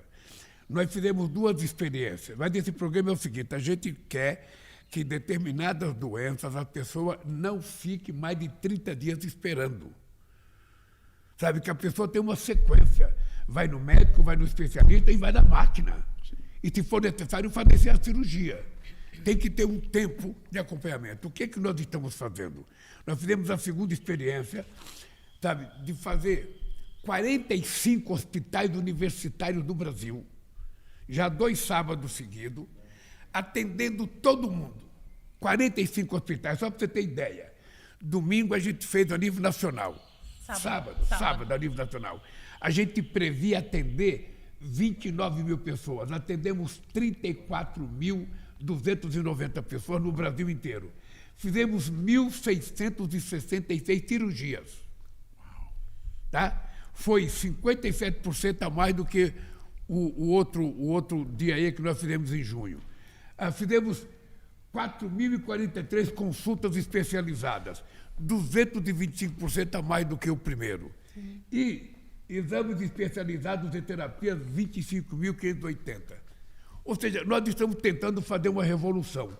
O que eu falei com o Padilha e com o ministro da Educação e com o Quioro, que é o diretor da IBSE, que é a empresa de hospitais dos hospitais universitários. Eu disse para eles que era importante a gente aprimorar e fazer todo sábado. Fazer todo sábado, a gente paga hora extra e pega o seguinte: quais são as doenças principais das mulheres? Legal. Qual é o mal maior? Então pega todo esse problema e vamos fazer 4 sábados só para atender mulher. Ministro Padilha já me disse que vai fazer em março. Depois vamos pegar, no mês da mulher. Depois vamos pegar oftalmologia, sabe? Fazer 4 sábados só para atender problema de catarata, outro problema qualquer no olho. Outro sábado, só ortopedia. Para a gente acabar com uma fila, senão a gente não acaba. Porque antes, Davi, como é que era? O que me incomodava? O pobre ia no médico, o médico fazia a consulta, aí o médico dava uma receita. Ele pegava a receita e ia na farmácia. Chegava na farmácia, ele via o preço do remédio, ele não podia comprar. Voltava para casa, colocava a receita ou na prateleira, embaixo de um copo, ou colocava embaixo do travesseiro e morria sem poder tomar o remédio. Aí nós criamos uma farmácia popular e a gente distribui 41 remédios de uso contínuo de graça. Então já não é mais por conta do remédio que ele vai morrer. Ele vai ter o remédio de graça. Mas ele precisa da segunda consulta. E a segunda consulta é o tal do especialista. E é isso que nós agora estamos fazendo. Eu tenho fé em Deus. Tenho fé em Deus. Que até o ano que vem a gente vai estar acabando com a fila nesse país. Tenho fé em Deus. Sabe? Eu tenho muita fé. O Padilha está trabalhando demais. E as unidades móveis, né, amor? As carretas. Eu vou te contar outra coisa. Quando eu criei o Brasil Sorridente, o pastor, é porque eu viajava muito o Brasil e eu via muita gente pobre sem dente na frente. E eu resolvi criar um programa chamado Brasil Sorridente. O que eu queria? Eu queria que as pessoas pobres tivessem direito a tratamento de canal, a ortodontia, sabe, que fizesse prótese, sabe? Então, eu criei o programa. Nós temos milhares de agentes de saúde bucal. Agora nós vamos encomendar 800 vans que vão ser laboratório dentário, consultório dentário, que vão viajar o Brasil. Chegando aonde tem, vai lá na favela da Maré, no Rio de Janeiro, vai lá em qualquer lugar, escolhe uma favela aí, Complexo do Alemão. Chega lá, vai parar essa Kombi e vai fazer uma escola. Vamos ver o que tem de gente com dente aí. Kombi. A Kombi, amor. A Kombi. É uma van. É uma van. Sabe? E vamos ver, e vamos tratar o dente da pessoa. Sim. Sabe? Vamos fazer a pessoa... Eu tenho um filme que depois eu vou te dar. Eu tenho um filme do que aconteceu no Amapá. Eu fui entregar minha casa, minha vida para uma mulher. Aí quando a mulher veio toda sorridente, ela não tinha nenhum dente na boca. Aí eu chamei o governador, falei: governador, não tem o Brasil Sorridente aqui? Ele falou: tem. A mulher dele era dentista. Eu falei: por que não cuida da boca dessa mulher? Sim. Agora mandou um filme para mim. Fizeram uma prótese para a mulher, ela está maravilhosa. O sorriso dela com a coisa. É isso, Davi, que nós precisamos garantir para o povo, cara. Aquilo que é necessário. Sim. Então, nós estamos fazendo um trabalho muito grande. A Nívia começou a organizar esse mais especialista, o Padilha está colocando em prática agora. Eu tenho certeza que vai ser o maior sucesso. Eu fui no hospital domingo, você não tem noção da emoção das pessoas. Tinha um companheiro com câncer de pele que estava um caroço na cabeça dele. Eu perguntei, como é que você deixa criar um caroço desse? Eu não sabia, não sei das quantas. Outro tinha um caroço no nariz, no câncer de pele, que estava crando assim. Falei, como é que você deixa assim? Eu não sabia, ninguém nunca me falou. Você percebe a falta de informação? Ele falou que ele foi lá para consultar e já ficou para cirurgia. Ele estava ligando para a família, dizendo, eu vim aqui para consultar e eu já vou operar. A falta de informação é muito grande, Eulália. Então, um programa como o de vocês precisa ajudar, orientar. Sim. E aí, se a gente tiver que utilizar as igrejas, tem que utilizar as igrejas. Sim. Sabe, os pastores podem ajudar, os fiéis podem ajudar. É preciso fazer um verdadeiro mutirão para a gente acabar com a desigualdade nesse país. A desigualdade de raça, a desigualdade de gênero, a desigualdade de salário, a desigualdade de educação, a desigualdade na saúde. Tudo está desigual nesse país. Sim. Então, Eulália, é o seguinte, se a gente quiser, a gente faz. Nós vamos fazer juntos. Sabe, eu acho o seguinte, Deus já me deu 2 braços, 2 pernas, 2 olhos, 2 ouvidos e me deu uma cabeça para pensar. Agora depende de mim. Deus já fez o que deveria fazer. Nós sabemos, né, que uma casa só se torna um lar quando tem infraestrutura, saneamento e serviços básicos. Quais iniciativas você tem acompanhado que integram habitação, urbanização e qualidade de vida para as famílias de todo o país? Eu acho que o programa Minha Casa Minha Vida é um início, né, para a família que não tem a casa poder acessar uma moradia digna. Eu acho que a palavra que o meu marido usa, dignidade, ela é muito forte. Porque as pessoas não querem ter uma casa milionária, elas querem ter dignidade, elas querem ter um teto para os seus filhos poderem tomar um banho, né, poderem tranquilamente estudar, ter uma escola decente. Eu acho que a gente tem que fazer um empenho para que todas as políticas públicas efetivamente cheguem. Muitas políticas públicas, elas são gestionadas pelos prefeitos, né, pelas prefeituras municipais, a maioria delas do governo federal. Então, a gente precisa fazer também com que os prefeitos consigam que essas políticas públicas sejam eficientes lá na ponta. A gente tem o Minha Casa Minha Vida com biblioteca, a gente está agregando outras coisas no Minha Casa Minha Vida. Saneamento básico ainda é um problema sério no Brasil. A gente descobriu, né, amor, que a gente tem 4 milhões de pessoas que não têm a unidade sanitária, não tem um banheiro em casa. A gente está trabalhando para que zere isso, né? Uhum. Então, ainda a gente tem muita dificuldade. Eu vou dar um exemplo, Eulália. O Brasil é muito grande. Quando a gente fica no nosso mundo, no nosso território, a gente não tem a noção do tamanho que o Brasil é. Quando eu sou embaixadora da alimentação escolar, e eu falo muito sobre a questão da alimentação escolar.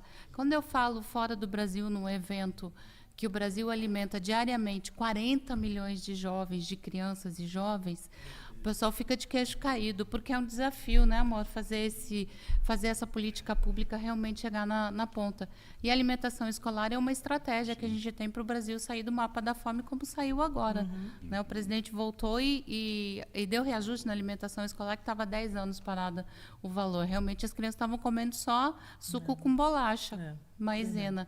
Hoje não, a gente vai nas escolas e vê uma alimentação saudável. Então, eu acho que essas políticas públicas, ela depende muito da vontade política do governador, do governo municipal, principalmente, de fazer acontecer. E a população tem mecanismos também para fazer essa fiscalização. A gente tem um site que chama Comunica BR, onde a população pode acessar qualquer coisa do seu município. Quantos agentes de saúde tem, quanto de dinheiro a prefeitura está recebendo para a saúde, para a educação ou para as outras obras. Então, isso é importante que a população realmente fiscalize. Vocês, pastores nas igrejas ou em qualquer templo de fé, fale isso para a população, dizer, vocês podem fiscalizar. Se a população, se aquela comunidade está sentindo falta de uma creche, se as mães estão sentindo falta de creche, vão lá olhar, ver quanto de recurso o Ministério da Educação colocou, de infraestrutura colocou para a construção de creche naquela cidade. Isso é importante, porque às vezes o dinheiro fica parado lá, sem ser efetivamente utilizado. Então, isso é importante. Davi, uma coisa importante. Complemento presidencial da minha resposta. Há uma coisa importante nesse negócio da moradia, que é o seguinte. Nós criamos, em 2009, o maior programa habitacional já feito na história desse país. que é o programa Minha Casa Minha Vida. Tá? Quando eu votei agora, esse programa estava paralisado. Só para você ter ideia, nós encontramos 153 mil casas paralisadas, algumas ainda do governo Dilma.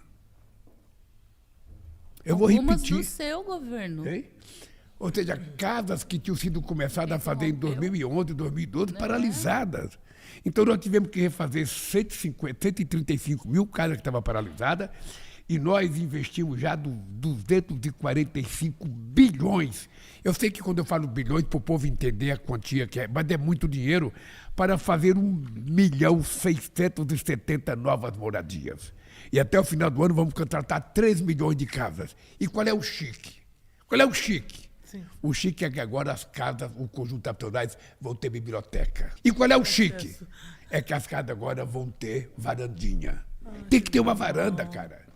Tem que ter a varanda. Eu não vou te contar a história do Rio de Janeiro da varanda, porque você pode não gostar. É o papo de crente. Você pode não gostar. Mas, depois você pode. Mas é verdade, é uma história seguinte, o cara precisa de uma varandinha para ele respirar. É sim. Sabe? Às vezes o cara não está muito bem, a mulher também não está muito bem, sabe? Precisa ficar uma varandinha. Precisa. Sabe? As pessoas precisam. Sabe? O mínimo de respeito. O que custa uma varandinha de 2 metros para a pessoa sair um pouco para respirar um ar puro? É verdade. Bom, então agora as casas vão ter isso, as casas vão ter varanda, sabe? Agora as casas vão ter biblioteca, nós vamos avançando. Nós estamos fazendo a casa de comunidade, nós damos o financiamento para as comunidades fazer as casas e também estamos fazendo casa rural, muitas casas rurais. Ou seja, nós vamos contratar 3 milhões de casas, Eulália, não é pouca coisa. Mas o que é importante? Em maio de 2025, nós expandimos para a classe média. Qual é o problema que a gente tinha? A gente faz casa para pessoas mais pobres. Agora, tem um setor da sociedade, que é um bancário, que é um metalúrgico, que é um químico, que é um... O cara ganha 10 mil reais, ganha 8 mil reais, já é classe média. E para essa gente não tem nada. Então, nós agora estamos fazendo um programa habitacional para atender essa gente. Legal. Fazer casa para a classe média. E eu vou anunciar, sabe, ainda esse mês, presta atenção, nós vamos anunciar 40 bilhões de reais de financiamento para a reforma de casa.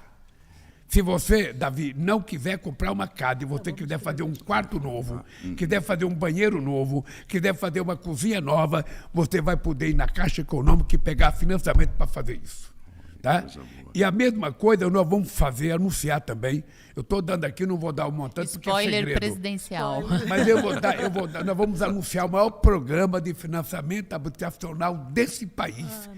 Eu posso até dizer, nunca antes na história do país. O programa está pronto, nós estamos aguardando apenas o momento de lançar. Porque é o seguinte, ou a gente faz ou não acontece. Nós tivemos um louco na presidência desse país, irresponsável, que prometeu casa verde e amarela, não fez nenhuma, prometeu emprego verde e amarelo e não fez. O povo não quer mais promessa, o povo quer saber o seguinte, está acontecendo ou não está acontecendo. E nós vamos fazer acontecer.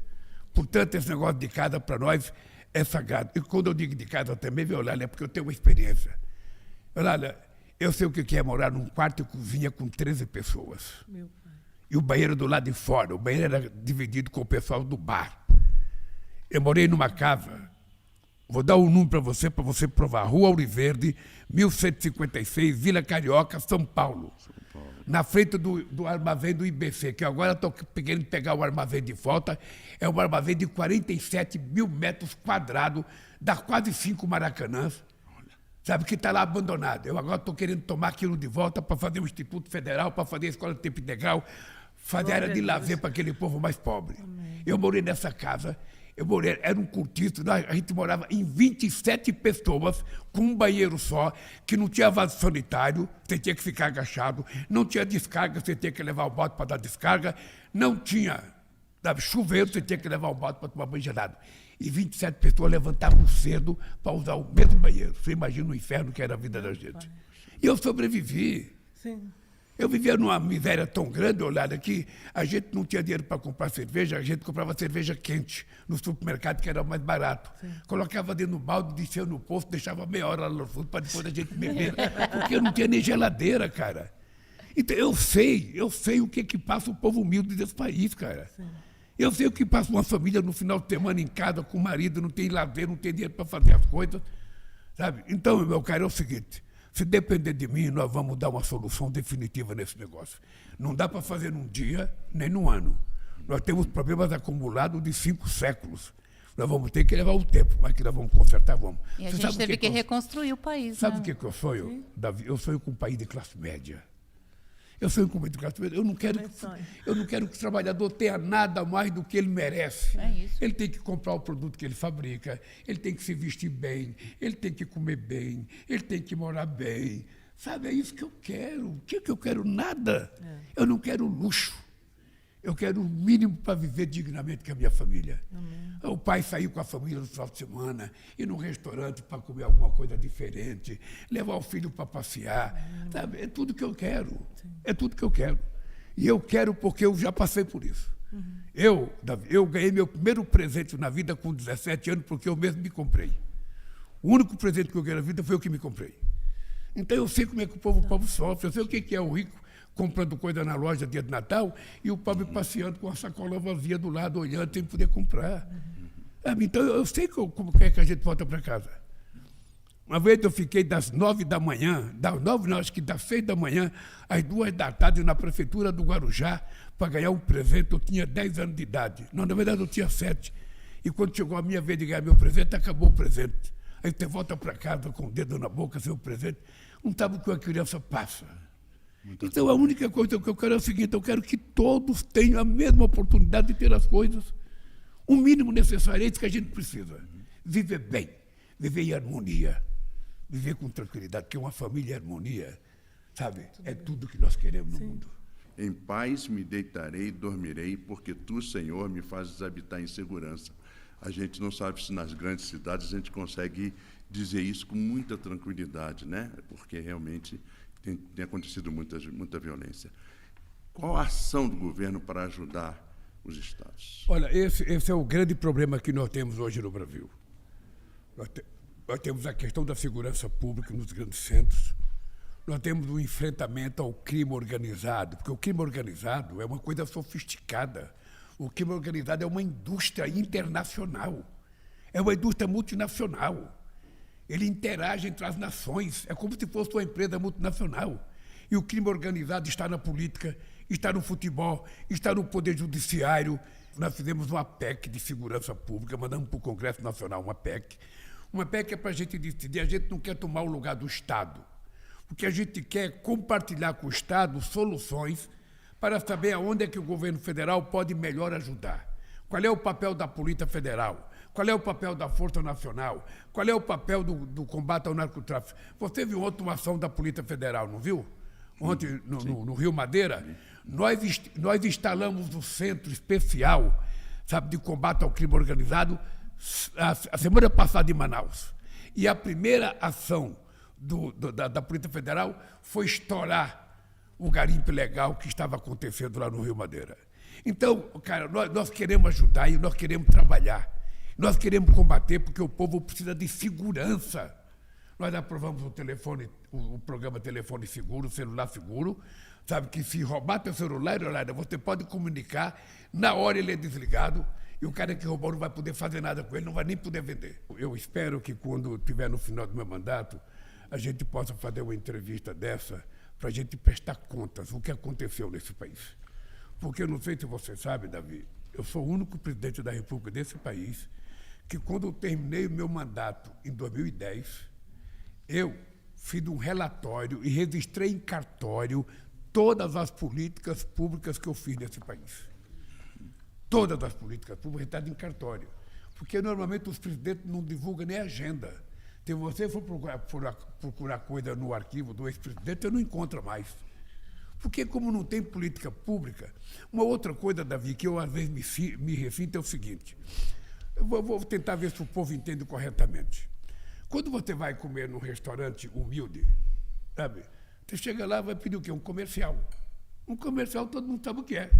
O cara vem lá um feijãozinho com arroz, um bife acebolado, sabe? E você sabe o que é. Então, se pergunta para você, o que é que você comeu? Um bife acebolado, um comercial. Então só tem aquilo, você vai falar daquilo. No nosso governo tem muita política, mas muita política. É como se você entrasse num restaurante com um buffet cheio de coisa, que você termina de almoçar e não conseguiu ver tudo que você tinha. Às vezes você come, quando você termina, fala, puta, se eu soubesse que tinha aquilo, eu tinha pego aquilo. Nós temos muita política social, mas muita política social na área da educação, na área da saúde. O nosso cuidado com a mulher é muito grande, sabe? No crédito rural, a maioria é para a mulher, sabe? Tudo que a gente puder fazer é para dar segurança à mulher. Porque, na verdade, é a mulher que é a responsável desse país por quase tudo de bom que acontece. Então, se a gente puder somos maioria, aprovar mais política para dar garantia às mulheres, nós vamos aprovar. Sim. Por isso, eu queria dizer para você, pastor Davi e Eulália, que eu me coloco à disposição de vocês para debater o tema que vocês quiserem, do jeito que vocês quiserem. Ó. Sabe, porque é o seguinte, eu só tenho uma coisa na vida que eu não quero negar. Eu jamais, em nome de Deus, eu mentiria para esse povo. Eu, quando era presidente do sindicato, eu dizia que a única coisa que eu tinha medo era ir na porta de fábrica mentir para o trabalhador.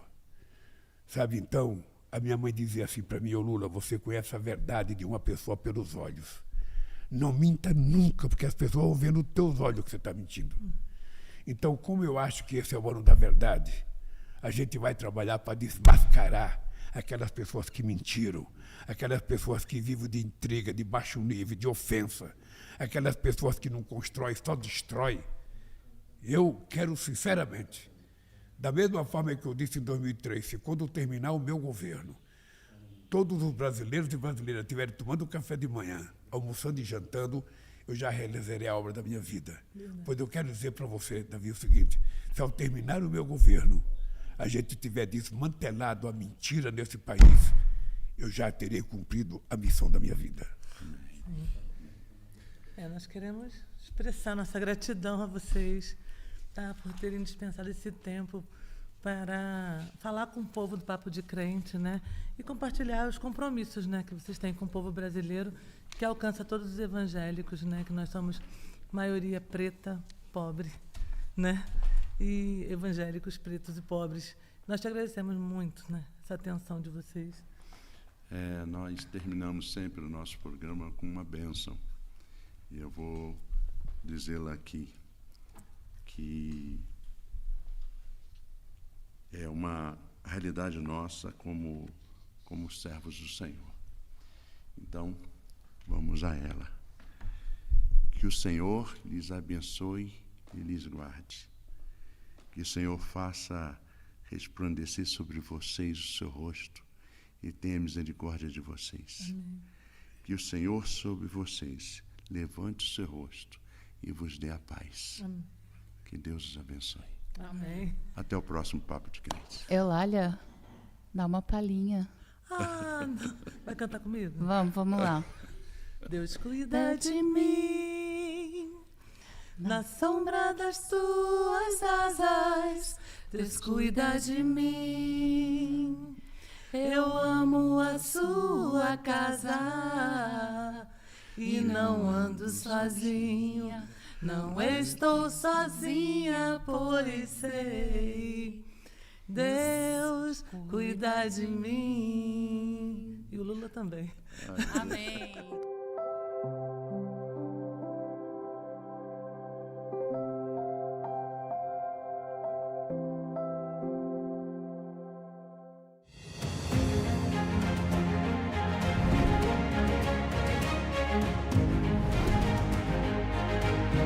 No programa de hoje você vai ver a preparação da Frente Parlamentar em defesa dos planos de educação. Vai acompanhar a defesa do currículo do ensino médio e conhecer um documentário premiado sobre Paulo Freire. Confira. Atualmente, em Brasília, temos um novo Plano Nacional de Educação que já está em discussão e terá impacto nos planos estaduais e municipais de todo o país. Pensando nisso, no dia 14 de outubro vai ser lançada uma frente parlamentar que terá a função de trabalhar para garantir que as demandas da população sejam atendidas. No começo desta semana foi realizada uma reunião preparatória que discutiu diretrizes e prioridades para a atuação dessa frente. O encontro reuniu representantes da APUESP, lideranças estudantis e outras entidades civis. Afinal, o tema traz impactos para toda a sociedade.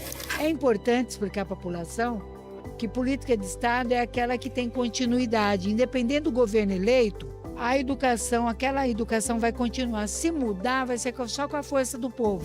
Os planos educacionais abrangem vários temas que impactam a educação no país e não se limitam a questões pedagógicas. Eles também abordam os recursos necessários para manter a estrutura da rede pública. Isso exige investimento, exige formação de professor. A formação atual, ela deixa muito a desejar. Se hoje você não tem, principalmente no ensino médio, você não tem os professores com a formação adequada. Esse é um ponto. Você tem falta de professor de física, de química, de matemática e por aí vai. Planos educacionais passam por revisões periódicas pelo poder público, mas infelizmente nem tudo que é estabelecido acaba se tornando realidade.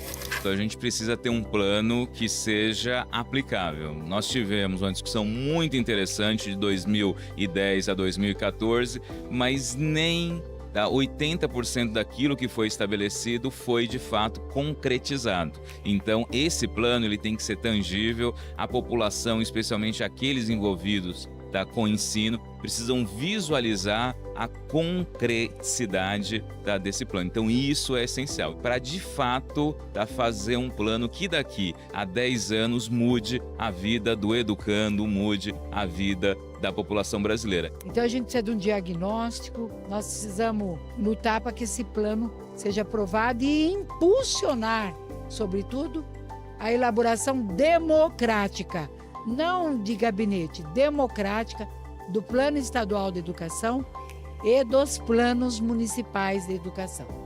Não pode ser uma coisa de 4, 5 pessoas ou que diz representativa. Não, tem que ser popular. A ideia básica de um plano nacional é garantir a escola pública com qualidade para toda a população, sem nenhuma exclusão. Essa é a ideia básica, aliás, está na Constituição. É isso que tem que ser cumprido e que não foi até hoje, né?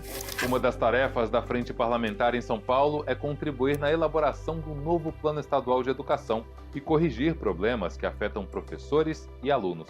Nós sabemos que o governo do estado atual, ele gosta muito de escola civil-militar e já está incluída a plataformização dentro das escolas estaduais. Isso prejudica o professor, que ele não consegue mais dar aula, ele só tem que se preocupar com índices de preenchimento da plataforma. Para isso vamos ter que mobilizar o estado inteiro, toda a base educacional e a sociedade também. Porque se você não puser a sociedade para brigar com isso, não explicar para o pai e para a mãe que aquela plataforma, em vez de ajudar, ela está dificultando, não adianta nada. Então você tem que pôr a sociedade trabalhando. Aqui em São Paulo, nós já começamos as tratativas, os debates, juntos com a Secretaria Estadual de Educação, o Fórum, o Conselho e todas as entidades que querem construir um novo Plano Estadual de Educação. O nosso Plano Estadual de Educação, para quem não sabe, ele termina em junho do ano que vem. Então nós estamos no time correto, nós temos aí um pouco menos de um ano para construir um novo plano de educação, que é um plano de Estado para os próximos 10 anos para os filhos e filhas da classe trabalhadora. É assim que a Frente Parlamentar vai trabalhar, de forma democrática, em conjunto com a sociedade, dialogando e ouvindo as demandas e as prioridades, porque afinal é o futuro do país que está em pauta. Botar para a população, dizer para ela, seu filho pode ter, desde a educação infantil até a pós-graduação, uma educação pública de qualidade. É direito seu, né? Vem conosco, vamos lutar. Na semana em que celebramos o aniversário de Paulo Freire, conheça o documentário Lendo o Mundo, premiado com o Kikito de melhor longa-metragem documentário no Festival de Gramado. O filme vive a experiência transformadora de Ângicos. A educadora precisa estar muito clara do ponto de vista político de qual é a sua vocação, qual é o seu sonho, qual é o tipo de sociedade que um de nós, como professor, pensa. O filme Lendo o Mundo nasceu no ano 2019, no estado de Ceará, em meio de um congresso acadêmico na URCA, em Crato e Juazeiro do Norte, chamado Artefatos da Cultura Negra. E um grupo de educadores e educadoras emancipatórias de hoje, no estado do Ceará, convidou a nós para colaborar em um documentário explorando a tradição brasileira da educação emancipatória. E decidimos que era importante aceder ao legado vivo do grande educador brasileiro Paulo Freire, mirando sobretudo os primeiros passos, as primeiras experiências, o nascimento, digamos, de Paulo Freire, qual foi o trabalho aplicado que estava fazendo Paulo Freire em um contexto também coletivo, com uma mirada coletiva nos anos antes de escrever seus primeiros livros. O filme, ele reafirma a vitória, né, do legado, né, da educação e da esperança. Então, a nossa narrativa, a narrativa desse projeto, desse filme, ela não enfatiza a interrupção do projeto de educação, mas sim a resistência, né, de uma semente que, mesmo diante das forças sombrias do golpe, da censura, essa semente ela segue germinando, né, desde Angicos, dos ciclos de cultura até hoje, né, essa história continua florescendo. Nesse sentido, né, estar participando do Festival de Gramado e sair de lá com a premiação também é um reconhecimento e mais do que isso, também essa sensação de missão cumprida, né, de fazer esse filme, de colaborar com essa história do cinema nacional e reforçar essa missão do cinema que traz luz para esse momento tão importante, né, que foi a experiência de Angicos. Era uma época que o Brasil inteiro vivia numa efervescência política, mas havia sim uma vontade de mudar, uma vontade de transformar o país. É a hora da massa camponesa, dos operários, dos estudantes e de quem tiver vergonha na cara desse país. O Instituto Paulo Freire considera que foi uma feliz parceria esta, ao disponibilizar, né, o seu acervo, que inclusive está, né, acessível a todas as pessoas, né, no nosso centro de referência Paulo Freire, e o filme faz um recorte sobre Angicos bastante original e atualiza, né, esta importante memória. Tudo isso vai terminar dentro do acervo do Instituto Paulo Freire e temos compromisso de que tudo seja posto à disposição dos educadores atuais, dos movimentos sociais, para continuar esse legado, fortalecer e continuar e contribuir da maneira que podemos, todas as maneiras que podemos, a continuação desse legado. Então, convidamos a todos para ver o filme como uma ferramenta para contribuir a essas conversações e lutas. No dia 16 de setembro, terça-feira, a professora Bebel subiu à tribuna da Alesp para defender o currículo do ensino médio. Uma questão que para nós está preocupante, que é a falta da área de humanas ser respeitada como está na base nacional comum curricular.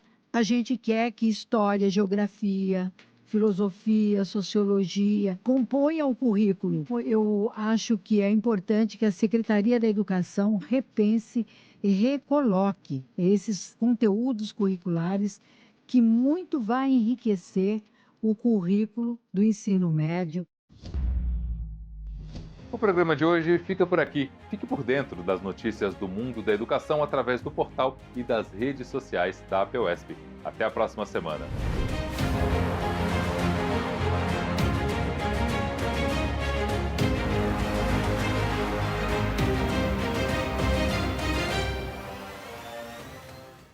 Você sabe, na hora em que precisa, é com o PT que você pode contar.